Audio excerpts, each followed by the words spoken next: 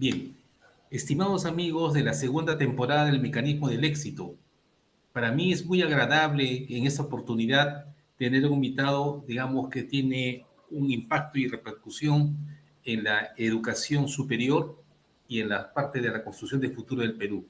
Me estoy refiriendo en este caso a José Luis Beas Aranda, quien es el director general del CAE. Para mí es muy grato esta entrevista, estimado José Luis, dado que soy, digamos así, de egresado a la primera promoción del doctorado en Políticas Públicas y Gestión del Estado. Entonces, bienvenido, estimado José Luis. Sí, ¿cómo estás, Rubén? Qué gusto de verdad de poder escucharte, ver y particularmente de enterarme de este canal que, por lo que he podido averiguar, tiene realmente mucha audiencia y mucha repercusión, particularmente en la zona sur del Perú y en muchos otros lugares desde donde te pueden ver. De verdad me siento muy honrado que seas egresado de nuestra alma mater, el Centro de Estudios Nacionales, y estoy seguro que lo que viertes es ese sentimiento que tenemos en el CAE, que es el sentimiento Perú. Ahora hemos dicho que nuestro lema, el sentimiento CAE, es igual a sentimiento Perú y esa es nuestra fórmula. Y de verdad que Conforme. honrado estar en este programa que justo un egresado de nuestra alma mater lo conduzca. Excelente, José Luis. Voy a proceder a leer la hoja de vida de acá de José Luis, por favor. Es doctor en Administración, maestría en Ciencias Militares, maestría en Administración y maestría en Planeamiento Estratégico y Toma de Decisiones. Asimismo, realizó especializaciones en el área de Desarrollo Nacional y Empresa, investigación científica, docencia universitaria y educación virtual, además de haber realizado cursos de posgrado en el país como en el extranjero. Su experiencia profesional es variada en cuanto a la gestión del potencial humano, emprendimiento, geopolítica y proyección del Perú en el ámbito internacional, gestión de organizaciones privadas como de entidades del Estado, conjuntamente con la pedagogía universitaria, lo que le ha permitido incrementar su competencia laboral y poner en práctica los conocimientos adquiridos en su formación en administración. Ha realizado investigación, desarrollo científico, habiendo publicado artículos en revistas nacionales como revistas virtuales en el extranjero. Es organizador de congresos internacionales. El 2011 se hizo merecedor del Diploma de Honor del Congreso de la República por desempeño profesional, 2 medallas académicas y la Cruz Peruana al Mérito impuesta por el señor presidente de la República del Perú. Se ha desempeñado como asesor de la Comisión de Defensa Nacional y Orden Interno del Congreso de la República, asesor de la Secretaría de Seguridad y Defensa Nacional, director ejecutivo del Centro de Altos Estudios Nacionales y durante 10 años fue designado como director del Instituto de Innovación y Emprendimiento Universitario de la Universidad San Martín de Porres. En la actualidad se desempeña como director general del Centro de Altos Estudios Nacionales, Escuela de Posgrado. Muy bien, José Luis, entonces, por supuesto que tienes una hoja de vida bastante bien construida, elaborada y con mucho esfuerzo. El tema que vamos a hablar, estimado José Luis, es el aporte de CAE a la construcción del futuro del Perú. Por lo tanto, yo quisiera pedirte, por favor, que vamos a hacer unas preguntas y tú vas a tener el tiempo, por supuesto, prudencial como para responder. La primera pregunta que te hago es, por favor, que nos, según tu percepción como director general, ¿cuáles son los elementos claves que el CAE, mediante el cual el CAE motiva la construcción del futuro del Perú? Ese sería el primer tema, estimado José Luis, por favor. ¿Puedes repetirme? No te escuchamos muy bien, por favor. Sí, sí, cómo no. Mi primera pregunta que te hago es, por favor, que tú, como director general del CAE, nos expliques a todos los que ven el programa cuáles son los elementos claves mediante los cuales el CAE motiva la construcción del Perú, del futuro del Perú. Bueno, yo quisiera remontarme desde el inicio como institución. El CAE en realidad data de 1950. En este año estamos cumpliendo 75 años. Y el CAE realmente se inicia mediante un sueño de un visionario que es el general José del Carmen Marín Allista, que en realidad fue un visionario en el sentido que él entendía de que la guerra no solamente correspondía a un dominio militar. En la guerra él entendía que era un contexto general donde intervenían muchos sectores y que para que en realidad el país se desarrolle era necesario que converjan y se unan los esfuerzos, no solamente de los militares, sino de los otros sectores que involucran el desarrollo. Y es así que el general El Carmen Marín, ya hace 75 años, funda esta escuela con la visión de juntar los talentos. Inicialmente fueron del ejército, posteriormente se convergieron talentos de la Marina, de la Fuerza Aérea, de la Policía, y en el año 1954 tuvo a bien, viendo con esa visión que tuvo, de que se incorporaran realmente personas que pertenecían al ámbito privado y el ámbito público. Y todos juntos empezaron a desarrollar el proyecto Nación, el proyecto que y era el sueño en realidad de esos pioneros que tuvieron a bien formar esta institución. Con el pasar de los años se dieron cuenta que para diseñar el desarrollo del país era necesario de que ellos vislumbren y analicen bien la realidad nacional.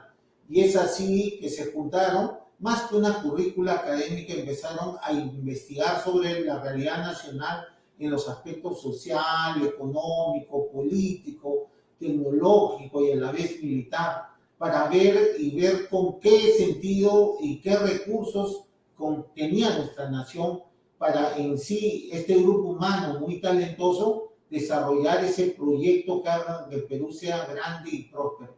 A través de estos 75 años, el CAEN empezó a construir la visión del país a través de cada promoción.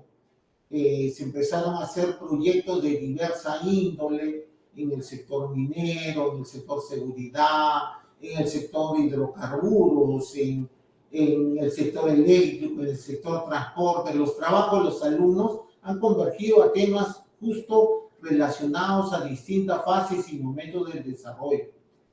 Con el pasar de los años nos dimos cuenta y esto fue bastante positivo, nos dimos cuenta de que el trabajo generalmente lo realizaban los académicos, pero de manera individual. En el CAEN lo más importante es el trabajo sinérgico de cada alumno, de cada profesor que converge, de las opiniones que se vierten, y este trabajo sinérgico es el que forma ese conocimiento, y en realidad ese conocimiento es el que plantea soluciones a los grandes problemas nacionales que tiene el país. En su evolución, el CAEN ha tenido distintos tipos de organización. Y antes se formaba como órganos de línea, solamente teníamos órganos de la dirección académica y la dirección de investigación, que eran los dos.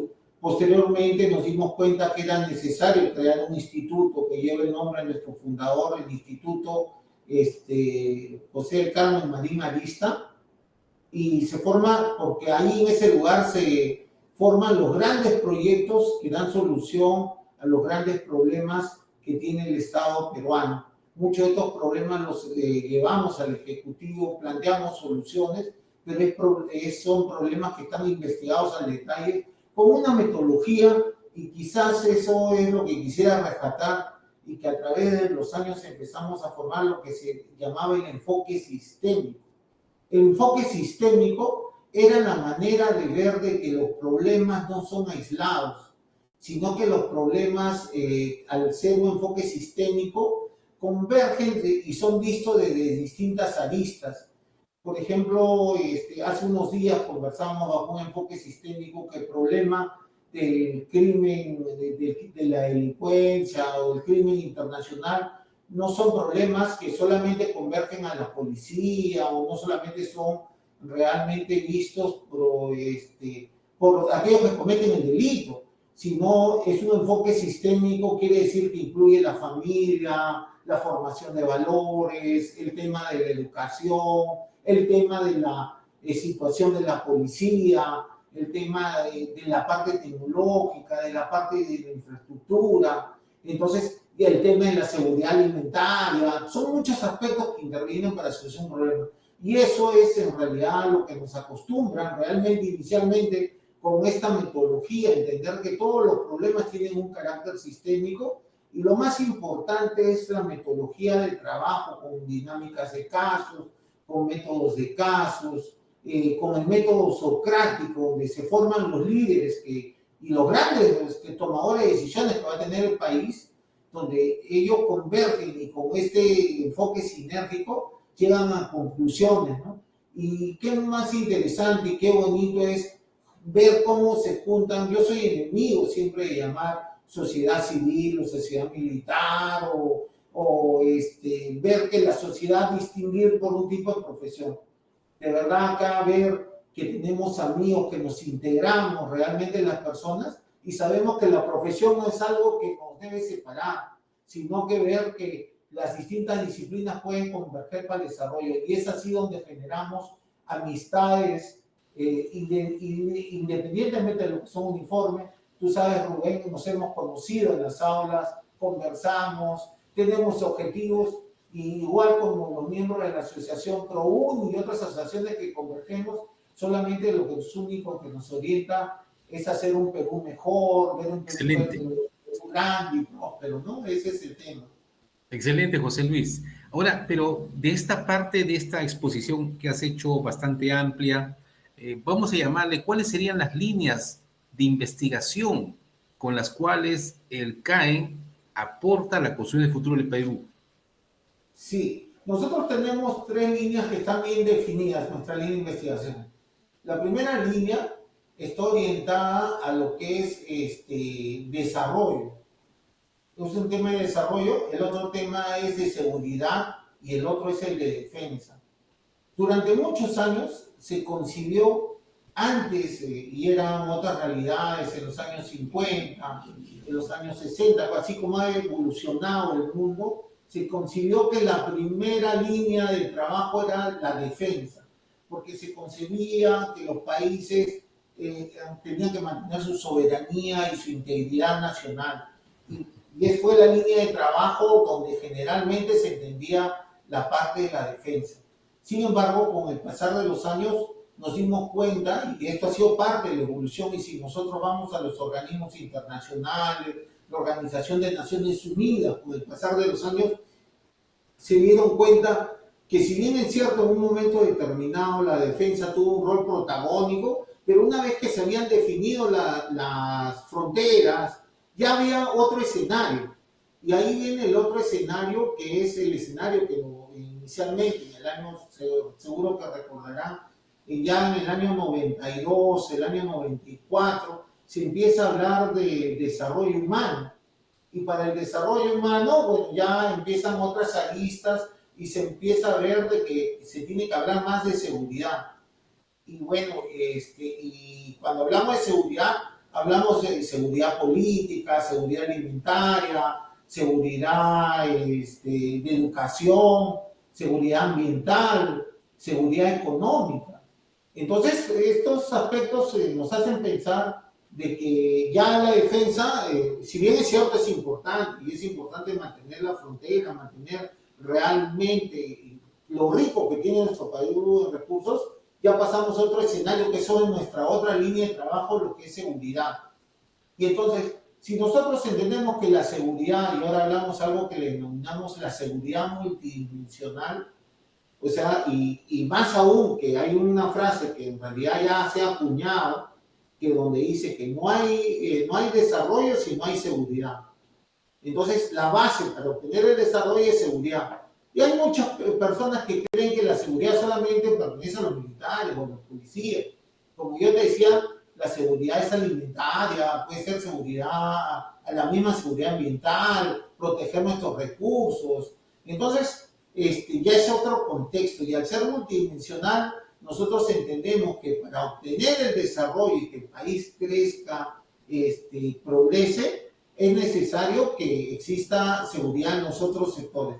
Entonces, con el pasar de los años, nos dimos cuenta que nuestros trabajos no deberían ser por la línea de investigación simplemente de defensa, sino también la seguridad por los distintos aspectos y los distintos, las distintas aristas que tenía la seguridad. y por otro lado sabíamos que si amarrábamos la seguridad, esto podía promover realmente el desarrollo. Y cuando hablamos de desarrollo, pues hablamos del desarrollo en los distintos escenarios, social, económico, político, también tecnológico. Por eso que nuestras tesis tienen mucho un componente que en realidad a veces es bien difícil de entender porque nuestros graduandos no los hacemos ver en realidad como una palabra que se utiliza mucho, un árbol, sino el primer árbol que se ve, si no le enseñamos a ver el bosque. Por eso que nuestras tesis son un requisito fundamental es que tengan un carácter estratégico. Entonces nuestra investigación va a ver al país como un todo, cómo contribuir, una investigación contribuye a poder solucionar contextos que existen en el país o ver de carácter integral, ¿no? Y eso es lo que hace rico una tesis. Y también a la vez hace muy exigente que alguien egrese de una maestría y más aún de un doctorado, como eres tú, Rubén, ¿no? Las Claro. tesis tienen que ser muy amplias, tienen que ser, como decíamos nosotros, el carácter estratégico implica una tesis que tenga un carácter nacional o que genere una nueva teoría, ¿no? O sea, haga una filosofía de la ciencia y tanto de la seguridad, de la defensa y el desarrollo. Entonces, es un tema, y esto para los investigadores, que tú sabes, como tú, como yo, que estamos, en realidad, nos da vida, y más aún cuando encontramos que cada investigación o cada trabajo que hacemos va a contribuir a hacer algo, un bien por el Perú, un bien por las Es personas. interesante. Sí, esa es parte del tema, ¿no, Es amigo? muy interesante, José Luis. Mira, acá se está viendo en este momento en el Perú, donde tenemos yo a mi percepción, y no mía, sino de muchas personas, que la calidad de la democracia que está viviendo el Perú está en riesgo. Ante esa situación, ¿cuáles serían tus puntos de vista como persona, como profesional, con esa capacidad y con esa preparación que tú tienes? Porque evidentemente estabilizar el sistema democrático a través de los indicadores de calidad de la democracia son muy importantes. En ese aspecto, ¿cuáles son tus opiniones así cortas sobre, así vamos a decir, tips que tú piensas que sería lo necesario de tomar en cuenta en la parte social y además en la investigación?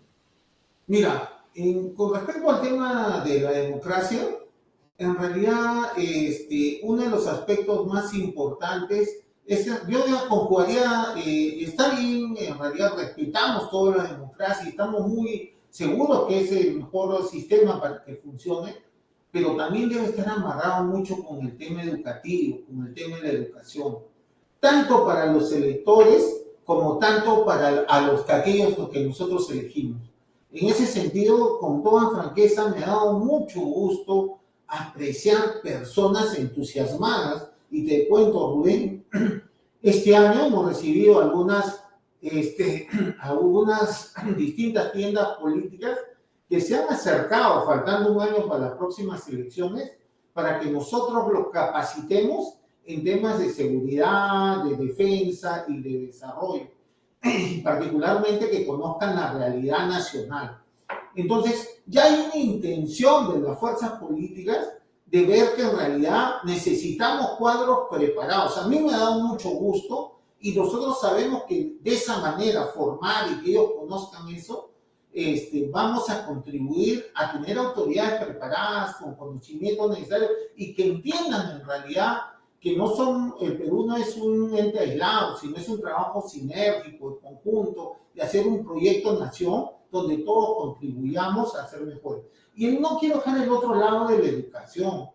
El rol de la educación para la democracia cumple un rol protagónico. Necesitamos personas que entiendan que el nivel educativo influye realmente en poder elegir realmente a los mejores.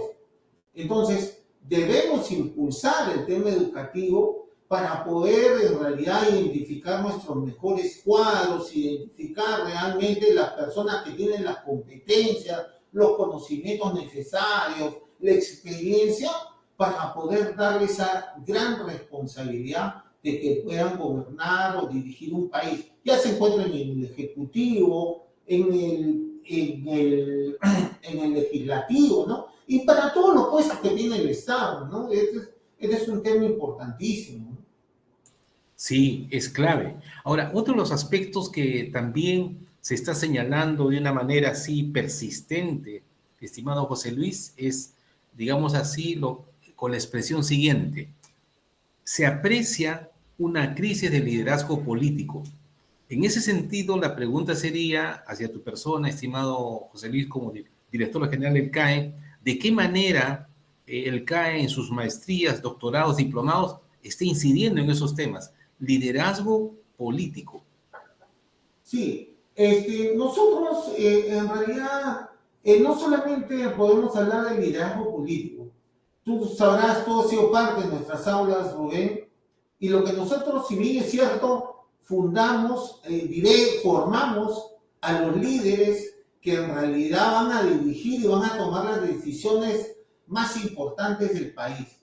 Que no necesariamente, si bien es cierto, los políticos ocupan determinados cargos y determinados puestos, nuestros alumnos, y en realidad y esa es parte de nuestra formación, lo que queremos es impulsar que nuestros egresados o los que pasen por nuestras aulas contribuyamos para que tengan la mayor cantidad de elementos de juicios en un contexto sistémico para que puedan tener los elementos de juicio y los criterios necesarios para tomar las mejores decisiones.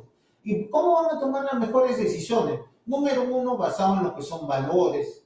Número dos, a través del ejemplo. Número tres, algo que estábamos formando y seguimos insistiendo, lo que se denomina la disonancia cognitiva. Un líder realmente tiene que tomar decisiones basadas en el qué debe de ser, en lo correcto y en los valores, y sin entrar en esos prejuicios de que yo ayudo porque es mi familia o porque es mi amigo o es mi compañero de promoción. Entonces, si yo soy juez y voy a tomar una decisión, por decir un ejemplo, tengo que tomar una decisión basada en lo que es lo correcto, lo que debo hacer. O si ocupo un cargo en el Estado, y tengo que nombrar a las personas no porque son mis amigos, mis compañeros, sino tengo que nombrar a las personas porque reúnen las competencias, los conocimientos. Y es eso lo que trata el CAE. El CAE nos sentimos muy orgullosos de formar a los líderes y aquellas personas que van a tomar las decisiones más importantes del país. Del CAE, por ejemplo, no quiero hablar simple, si bien es cierto, han salido muchos políticos, presidentes, alcaldes, han salido presidentes de gobiernos regionales y distintas personalidades que se encuentran en los distintos niveles, muchos ministros, muchos viceministros, pero todos en realidad el tema más importante que compartimos es ese sentimiento Perú. Y si entendemos, si hemos logrado de que la profesión, en realidad los puestos que ocupamos son puestos que en realidad pueden decidir para hacer un Perú mucho mejor y compartimos ese sentimiento de servicio hacia el país, realmente hemos logrado el objetivo de liderazgo que realmente deseamos hacia las personas que formamos, ¿no? Qué bueno. José Luis, tú dentro de esta respuesta y comentario que has hecho, has tocado dos palabras claves en el escenario actual del Perú, que has dicho, ética no lo dijiste, pero sí hablaste de valores. Entonces me gustaría mucho, cuáles son tus puntos de vista en cuanto se refiere a la práctica de la ética, la moral y los valores. Precises ese punto, digamos así, como aspecto fundamental en todo ser humano y por supuesto en la formación superior de maestría y doctorado. Mira, te voy a poner un caso bien interesante. Qué lástima que a veces la televisión tenga muy poco tiempo, porque tendríamos ejemplos de, a veces, sobre el tema de valores. Yo me preguntaba, cuando hacíamos los valores institucionales, ¿qué valor es el más importante que deben de tener las personas? Entonces, si decíamos, ¿qué será? El respeto a los demás, ¿no? Porque la honestidad. Entonces, hay muchos valores que son importantes que los manejemos, ¿no? Más aún la honestidad, la lealtad. Por ejemplo, el respeto a los demás para mí es uno de los valores supremos. Además, esos son uno de los temas que impulsan para que las personas actúen bien. Pero yo quería remarcar un tema de una investigación. A veces mucha gente y esto quisiera recordar un ejemplo de una investigación que se realizó en Estados Unidos, y lo voy a tratar de explicar muy rápidamente.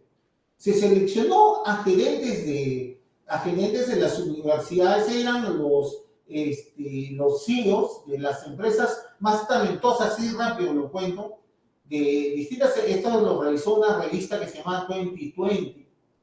Entonces, y dijo, vamos a hacer una investigación sobre los CEOs que tienen las empresas más importantes y que habían egresado de las MBA más conocidas, de Harvard, de Yale, y les hicieron la siguiente propuesta, mira, a ver, le dijeron, si usted tuviera $1.000.000 en su empresa, ya habían satisfecho todas sus necesidades ellos.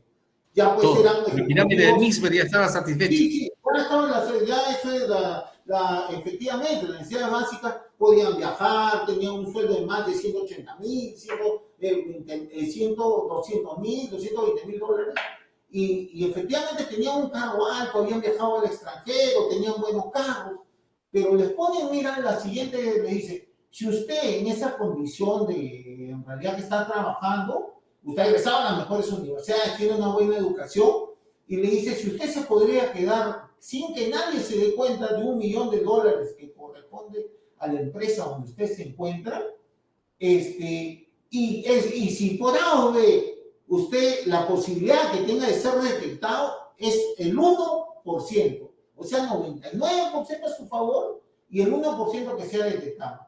Y bueno, y vamos a suponer, si usted está entre los que en realidad fueron, pues, ese 1% que fue detectado, de los que tuvieron la mala suerte de ser detectado el 1%, lo máximo que se va es 1 año a la cárcel. Entonces, la muestra fueron de 100 ejecutivos de ese sector.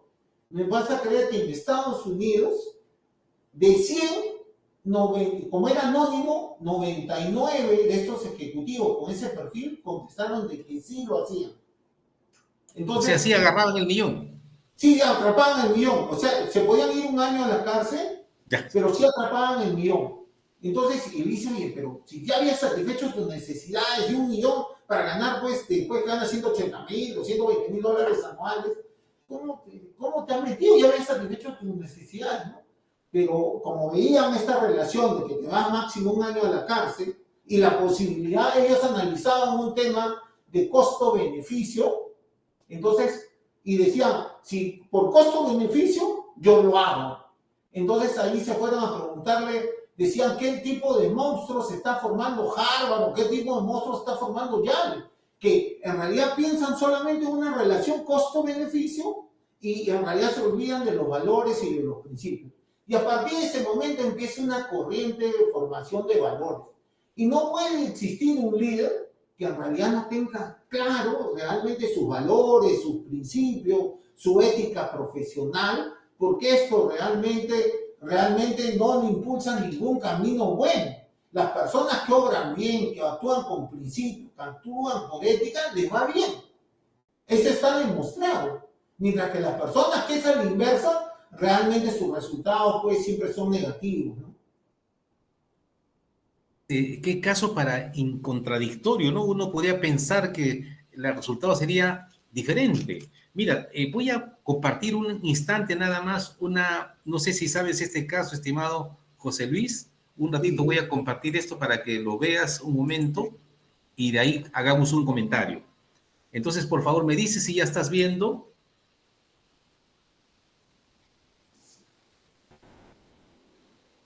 repentino despertar de Suecia de la corrupción. Ya, ¿de qué se trata? Te digo.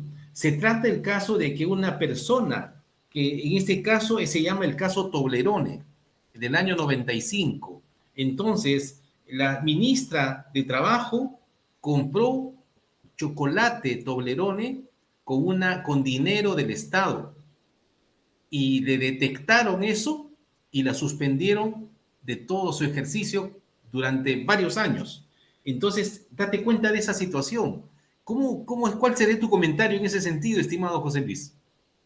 No, definitivamente que en realidad una persona que tiene ética, que tiene principios, definitivamente sean las circunstancias que sean, no va a coger recursos que en realidad son, por más pequeños que sean, que corresponden al Estado. Y yo me voy a, mira, hay un tema que quisiera corroborar lo que tú me dices. Mira, yo tuve una especialización en recursos humanos y tuve la oportunidad de estudiar con una profesora muy conocida en el tema de competencias, Marta Ales, que es un tema, es una gurú en el tema de competencias y desarrollo de competencias profesionales. Y evaluaban las competencias, las habilidades, ¿no? Por ejemplo, trabajo en equipo, comunicación efectiva y distintas competencias. Y una de las competencias que ella consideró, me acuerdo que eran valores. Pero cada competencia se medía de tal manera que se podía desarrollar, de tal manera que tú, por ejemplo, podías tener de 1 al 4 una competencia desarrollada en 50% de trabajo en equipo. Y tú podías, a través de talleres, aumentar la competencia esta. Tú podías evaluar, por ejemplo, habilidad conceptual de texto, cómo escribías, pero también la podías desarrollar, por ejemplo, de un 3 a un 4 y podías crecer. Y resulta que me preguntó a mí, yo le hice, quería reflexionar, y habían puesto competencias, por ejemplo, lealtad, respeto a las leyes, honestidad.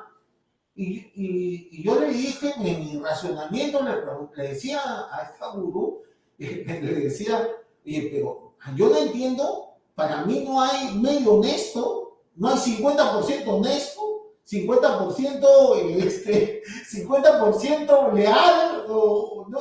Eso es un valor absoluto. Es un valor absoluto. O sea, tú no hay, o ¿Y sea, qué te no, dijo? ¿Qué te dijo ella? y me ¿Y qué te dijo, dijo? se puso a reflexionar. No dijo, tú me quieres valorar la clase, pero yo no entiendo realmente, eso no puede darse. Y vamos al hecho del monto, ¿no? Ya sea por un caramelo, tú ya estás cometiendo, realmente estás cometiendo el delito, ¿no? Y esto es algo paradójico porque, imagínate, y lo vemos a diario por un celular, mucha gente en realidad robó un celular y debería de tener una misma pena que quizás una persona que roba un moto más fuerte. Son cosas que en realidad no se puede poner una determinada diferencia. Las dos situaciones efectivamente son iguales, el delito es el mismo y bueno, pero es un proceso de formación, ¿no? También un proceso de educación y ahí la educación tiene que pues empezar desde el colegio, desde la familia, en realidad desde cada la comunidad, todos debemos de ver ese tema de la formación de valores. Yo de verdad me gustó mucho el trabajo que realizaste tú también en el tema de valores, vi unas encuestas y los resultados definitivamente que, caramba, dan que pensar realmente cómo evaluamos, Sí, son realmente cómo... alarmantes, José Luis, alarmantes. Pero ¿sabes qué? Ahora que comentas tú esa encuesta que le has revisado, Sí, se han encuestado, ahora aumentó ya la muestra, pero todo está alarmante, pero hay una parte que es sumamente recuperable. Las personas que han opinado lo han dicho de que confían en la familia. Y eso te lo quiero mostrar porque realmente es sumamente importante. Voy acá un ratito compartir para que mostrarte esto, porque yo creo que es sumamente importante que lo veamos un instante a manera de que estamos tocando este punto de la parte de los valores. Perfecto. Entonces aquí vamos a ver, digamos, me voy de frente, acá está, valores familiares. Mira, la pregunta es, dice, ¿en mi entorno familiar se inculcan valores como la honestidad, el respeto y la responsabilidad? La pregunta es la celeste, ¿ok? Y acá están las respuestas. Totalmente en desacuerdo, neutral, perdón, neutral, de acuerdo, totalmente de acuerdo. O sea, lo que han contestado dicen claramente que en la familia es donde se están formando los valores. Los claro. medios de comunicación peruanos contribuyen a reforzar los valores éticos de la sociedad, es la encuesta roja. Claramente dice que la gente que no, y tienen razón. Y la última pregunta en esta dimensión dice, ¿las redes sociales fomentan un comportamiento ético entre los usuarios en el Perú? La respuesta amarilla, nada. Entonces, evidentemente, estimado José Luis, esta encuesta nos retrae a la familia y es lo que tenemos que Sí. conservar. Entonces ahí viene un tema que tenemos que hacerlo de alguna manera, José Luis. Las redes sociales y la prensa no está actuando Sí, correctamente. ¿Qué sí, dices sí, tú ante sí. eso, por favor? Y yo cuando leí esa pregunta, porque yo también respondí esa encuesta, y por eso que me quedé, y lo que tú dices, efectivamente la familia tiene un rol protagónico, y yo también quise conversar, ¿en qué momento se forman los valores en las personas? Y eso te digo porque también he realizado un trabajo de investigación sobre el tema de valores. Mira, ve, entre los uno, desde el año uno hasta el año, por ejemplo, estamos hablando hasta los 5 años, 7 años, tú, por ejemplo, le dices a un niño que cuando comete algo, cuando ve alguna situación, el niño te dice no y no lo hace porque tiene miedo al castigo. Hay que ser honesto en esos primeros años de vida. Posteriormente, en realidad, pues, el niño es como una esponja entre los 7 y los 14. Entonces, y ahí aprende por el ejemplo. El papá le dice, por ejemplo, viene alguien a cobrar, por ejemplo, una deuda, o viene a cobrar, o decir, están haciendo bulla, por ejemplo, una fiesta en un edificio, y te digo porque eso es lo que sucede.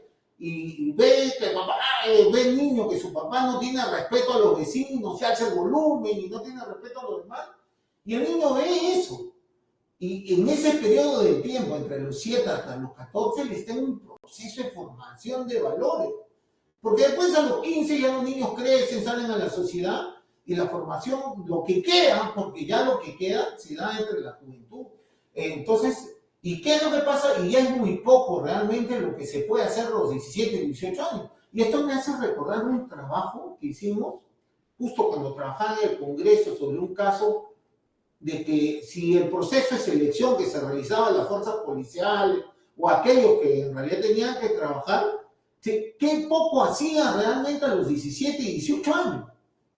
Porque en realidad, o sea, tú puedes seleccionar o que en las universidades que lo he visto, merece realmente un curso de ética, un curso cuando ya tiene 24, 25 años, y disculpa que diga esto, cuando a veces es un árbol torcido, le vas a cambiar a través de la academia su pensamiento, su forma, no, ahí coincido con lo que dan los resultados de la encuesta, que la familia es la responsable de la formación de Sí, valores. ahí viene José Luis y yo te hago una propuesta honesta, por supuesto, en el sentido siguiente. Yo creo que mediante el CAEN y sobre todo tú, estimado José Luis, que eres el director general, hagamos un proyecto de ley, porque ¿sabes qué pasa? Las investigaciones que yo he hecho todavía te dicen más. La ética forma el carácter. La ética debe permitirte a ti tomar decisiones entre las partes en escenarios correctos, porque la moral se basa en las leyes, en los reglamentos y en las normas, pero la ética es decisión personal. Entonces, ¿a qué me refería? Un proyecto de ley que se oriente a un proyecto nacional de ética y recuperación de los moral y los valores. Porque ¿sabes qué pasa? Se tiene que entrar en base a lo que dice la encuesta, desde pequeñitos, chiquitos. Así es. Ahí, Entonces, porque ya cuando tú mismo lo has dicho, ¿no? Si está ya en 23 años y se mete a una maestría, cualquiera de nosotros que ya está en esa edad ya es un árbol más o menos fuerte que no le vas a lograr nada, sí, salvo pensando en que la ley y los reglamentos sean muy estrictos y eso no es solución al problema. sí, no, no, no, no, Entonces, no. ¿qué te parece, estimado José Luis, que trabajemos eso? Sí, yo de verdad, efectivamente, yo te invito, podemos trabajar en un proyecto. En realidad, tenemos que entender que también no es nada a corto plazo. Un proyecto No, no, educativo, no, no. Esta es una yo he generación mínimo. trabajado en el tema de la educación, eso es una situación a 2 generaciones. ¿Ah? Te estoy hablando 20 años por lo menos. Sí, mínimo, mínimo. Te estoy hablando 20 años y un proceso que se empieza a formar, que se le empieza a entender realmente que la formación de valores se da en casa, ¿no? Pero mira, mira, y ahora también hay un tema, y no es también que debemos analizar que todo es un contexto sistémico. Mira, Rubén, yo la vez pasada que analizaba este tema, estaba también con el tema de la formación de valores. Mira, ¿qué puede hacer a veces por eso que hablamos de seguridad total, de una seguridad alimenticia, hablamos de una seguridad económica? Mira, veía un programa televisivo de un dominical y decía que el papá salía, porque no le alcanzaba la plata, era un microbusero, que salía a las 4:30 de la mañana de su casa y la señora que cobraba, que hacía las funciones de cobradora, era la señora de la casa, o sea, su esposa. A los niños los dejaban solos en la casa. No les alcanzaba, decía, tenían que salir los dos porque no podía salir porque eran cobrados. Pero salían y los niños se quedaban pues a la merced buenamente Imagínate. algunos asistían al colegio y ahí mira el rol que tiene el profesor. El profesor tiene que dar el ejemplo, tiene esa parte de formación y si va al colegio. Entonces, y también ve con quiénes se junta ese niño en esos periodos que está solo hasta que llega el papá o la mamá. Mira, y te digo, ya hay otra investigación de Harvard que me gustaría compartir contigo, porque yo soy de formación administrador. Dicen de que el 92% de lo que te pasa en la vida está en relación, el éxito o el fracaso que tú tienes, está en relación de las personas con las cuales te juntaste. Pues, Si tú te juntaste con buenos individuos, con buenas personas, o que te enseñaron buenos valores, ten la seguridad de que vas a tener el 92% de ser una persona exitosa, de tener grandes logros. Si también igual, si te formaste con otras personas a la inversa, delincuentes, con falsos valores, con en realidad gente que no tenía principios, ten la seguridad que estás condenado al 92% de que te lleve esta situación al fracaso. Y mira, esa es José la Luis, vida. ¿sabes qué? Para terminar del tema este, la Contraloría General de la República emitió un informe que el título es el siguiente: ¿cuál es el tamaño de la corrupción? Mira, te voy a compartir una tablita que es, vamos a llamarle, para ponerse a llorar de la situación. A ver un ratito. Te comparto esto en este momento. Sí, sí. Mira, esta es la página 53 de ese informe y lo que se está mostrando es el Perú dividido en sus regiones, todas las regiones. Y tú ves colores rosados, claros, más intensos, más oscuros. Entonces, según el color, se muestra qué zona, qué región es la más corrupta. Entonces, si tú te das cuenta, acá estamos viendo claramente Lambayeque, Caballete. Pasco, ¿no? Y acá el chiquito, el Callao. Y mira, y los porcentajes, ¿sabes qué cosa es, estimado José Luis? El nivel de corrupción. O sea, el más grave está entre 22.6 a 25%. Y observa, el Callao, 25% de corrupción en las obras públicas.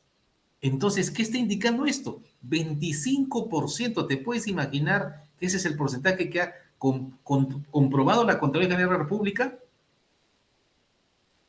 ¿Qué dices de eso? Mira, ¿qué podemos hacer ante esa situación? Por eso te digo, te ratifico y te pido que hagamos este trabajo, estimado José Luis, de hacer un proyecto de ley vía el CAE y comenzamos a sacar una campaña nacional de recuperación de la ética, los valores y, y la moral en el Perú. Pero Sí, así, totalmente de acuerdo. Y Rubén, ¿y alguien no sé si has tenido la oportunidad de ver ese mapa donde se comparan los diversos gobiernos regionales, qué cantidad de gobernadores regionales habían tenido problemas de corrupción a sí, nivel por nacional? supuesto.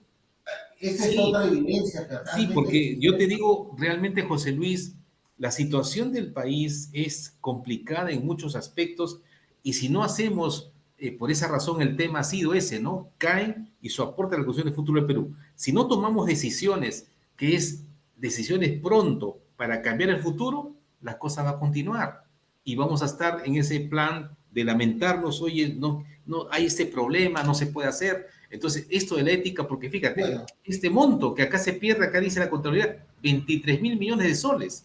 Si lo sí, dividimos a dólares, ese es del orden de 6.000 millones de dólares perdidos por corrupción. Imagínate, casi 4% del PBI, 5% del imagínate. PBI. Entonces, y ahora, y si nos preguntamos, lo has dicho, 4%, ¿y cuánto es el PBI? ¿Cuánto invierte el Perú en ciencia, tecnología e innovación? 0.05% del PBI. O sea, quiere decir que 4% contra eso, la educación, lo que podríamos lograr recuperando esto. Pero si no lo hacemos, hay que trabajar esto, estimado José Luis. Sí, totalmente de acuerdo. Mira, yo de verdad me comprometo contigo. Yo creo que la próxima vez, yo soy una persona que me gusta materializar en acciones. Y yo sé que podemos converger nuestros esfuerzos y de repente convocar a otras personas que podrían Por colaborar para supuesto, hacer este tipo de trabajo. Y en realidad, para poder hacerlo llegar realmente a las distintas instituciones, cómo podemos hacer una propuesta. Pero también propongo que sea un enfoque, como te dije inicialmente, que sea sistémico. no, No tiene que ser solamente, sistémico. o sea, si te das cuenta, tiene, igual como te decía de la delincuencia, que tenía distintas aristas, el tema de valores tiene que ver, mira, de distintas aristas. O sea, por ejemplo, lo que yo te decía, la educación, el otro tema es la seguridad alimentaria, hay que ponernos a pensar, ¿no? La seguridad alimentaria, la seguridad económica. O sea, son muchos aspectos que tendrían que ser analizados y realmente, pues, para, y ver que se tiene que establecer también un tema de una estrategia a 20 años, con toda Por franqueza, supuesto. una Eso es, estrategia. José Luis. Entonces, fíjate, porque claro, todos estos problemas son problemas complejos. No se puede aplicar una teoría reduccionista de que justamente lo que dice que el error de la educación es aplicar el enfoque reduccionista, y eso lo dice Edgar Morán, que evidentemente ese es un gravísimo error y acá también no podemos solucionar la corrupción pensando en restricción. Es un problema complejo, es un enfoque sistémico que tenemos que tomar como problema complejo. Entonces, ese es el punto. Y ahora, aunado a esto de la ética moral y los valores, es un tema para trabajarlo, pero como campaña nacional, colocando KPIs exactamente y, Así digamos, es. pidiendo poco a poco de que cada persona que asume un puesto en el gobierno y en empresas privadas que trabajan en el gobierno, medir sus KPIs en lo que corresponde a ese respeto a la ética, los valores y la moral. Ese es un tema fundamental, estimado José Luis. Claro, totalmente de acuerdo, ¿no? Y tener, como yo te dije, hay tantos casos, te recomiendo, hay un caso, el caso Enron, no sé si escuchaste, que fue designada, es un caso emblemático, ¿no? Que como una persona sacrifica su futuro profesional por decir la verdad de que una empresa estaba mal y le habían Uh -huh. puesto sus acciones, el caso Enron, ¿no? Y definitivamente es eso, ¿no? Tener ese poder de en realidad de evitar esa disonancia para actuar con principios. Es un Ahora, tema, ¿sí? ahora hay una estrategia muy interesante, estimado José Luis, que se puede plantear en el CAEN, porque como tiene ese prestigio, esa imagen que tiene el CAEN, es hacer un concurso de trabajos de investigación sobre la ética, moral y valores. Concurso de investigación de artículos, de tal manera que con eso se va generando masa crítica alrededor de ello. Sí, claro, tenemos que hacer un trabajo de ese tipo, socializarlo, hacer conferencias, Por motivar. supuesto, y sacar Sí. el proyecto de ley, digamos, en no más allá de unos 2, 3 meses y lanzarlo al Congreso para que se discuta y se trabaja ahí fuertemente porque te digo que algo tenemos que hacer Sí, por eso. y aún así, si no se puede cambiar totalmente, habremos recuperado, aunque sea unas cuantas personas para la causa, Por pero de eso supuesto. debemos sentirnos satisfechos, de verdad. Excelente. Entonces, mira, José Luis, como para más o menos ha sido una entrevista muy interesante y hemos llegado al tema de la ética, la moral y los valores de una manera en base a que tú mismo diste la iniciativa. Y yo quisiera pedirte cómo podemos, digamos así, englobar una conclusión de los temas conversados contigo y nuevamente, por supuesto, que te agradecemos desde el programa El Mecanismo del Éxito, su segunda temporada. ¿Cuál sería tu resumen de esta entrevista, estimado José Luis? Mira, yo de verdad, yo me siento muy entusiasmado de esta entrevista y de ver personas como tú y como la gente que estoy segura que escucha tu programa, de que todavía tenemos sueños y creemos en nuestro país. Ese es número uno. Número dos, de que en realidad todos esos soñadores debemos juntarnos y ser parte de esa causa que contribuye a hacer un Perú mucho mejor, mucho más grande, con mucho más ética, con muchos valores. El Perú en una oportunidad les dije, Perú es un país muy rico. Y siempre cada vez me pregunto, tenemos oro, tenemos plata, tenemos cobre, tenemos recursos naturales, el mar más rico Dios nos ha permitido tener. Y de verdad, a veces es cada mañana preguntarse, ¿y por qué no salimos adelante? ¿Por qué no salimos adelante? A veces podríamos pensar que son distintas aristas, distintas personas, podríamos pensar que es el individuo, podemos pensar, pero en realidad coincido, y esto es muchas investigaciones y muchos trabajos que se han hecho, los países se desarrollan a través de las personas y a través de las personas que los componen. Y el factor primordial son los valores. Así es. Son los valores. Y los valores son los que impulsan a que esas personas trabajen entusiastamente, se identifiquen como sociedad, se identifiquen como un país, como una nación, ¿no? Por eso hablamos de la nación, que compartimos esos valores, ese folclore, esa unidad. Yo de verdad quisiera terminar realmente mi intervención, Rubén, te agradezco la oportunidad. Ojalá que, como yo te decía, ojalá que algunas personas hayan cogido ese sentimiento que tenemos de poder querer hacer algo por nuestro país. Excelente. Yo colaboro con todo, de verdad, Rubén, de verdad, solamente uno o dos que hayamos podido motivar el día de hoy el cambio, de verdad creo que nos debemos sentir contentos. De verdad. Correcto. José Luis, solo para terminar, ese concurso que te sugerí de artículos sobre ética, moral y valores, ¿cuándo tú crees que lo puedas usted ya aperturar y convocar en el CAE? Mira, yo creo que este año es un año importantísimo para el CAEN. El CAEN celebra 75 años de ese sueño de esos visionarios. ¿Qué mejor regalo para sus fundadores de que tengamos esa oportunidad de poder hacer un proyecto que contribuya a ser un Perú mucho mejor desde el punto de vista valores? De repente no se logra en próximos años, pero la semilla hay que sembrarla este año. Y yo me comprometo, Rubén, juntemos ese grupo humano y realicemos en el CAEN y todo el equipo que tiene centros profesionales, compartimos esa visión y nunca te olvides, sentimiento CAEN es igual a sentimiento Perú.